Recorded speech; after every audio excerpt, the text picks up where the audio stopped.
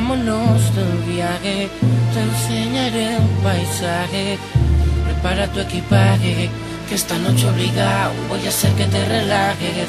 Y si te vas en mi viaje, te va a gustar lo que traje.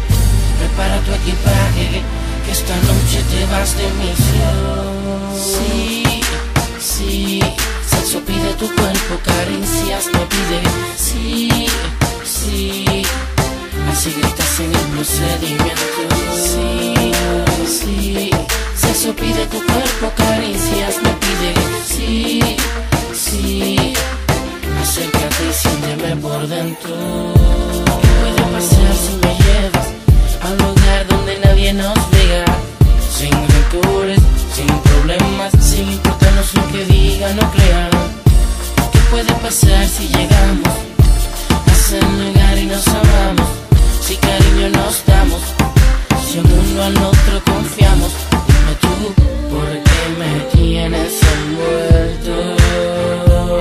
¿Será tu movimiento, rápido o lento? Me hace pensar que la vida es un cuento.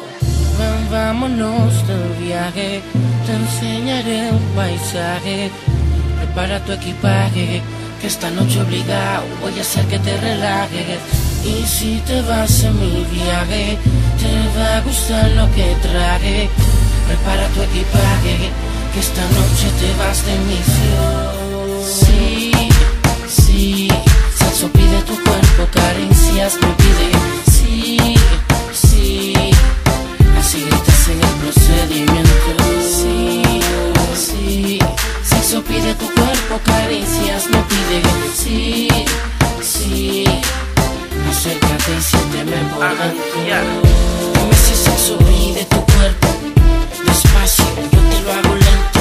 Quiero comer de tu banquete suculento. Tranquilo más que yo me sé el procedimiento. Primero voy a besarte y a tocarte, después lentamente acariciarte, después la ropa voy a quitarte. y al final Sí, sí, sexo pide tu cuerpo, caricias me pide. Sí, sí, así gritas en el procedimiento. Sí, sí, sexo pide tu cuerpo, caricias me pide. Sí, sí, acércate y siénteme por dentro. ya, ajá, Arcángel Pa, ya, con temas como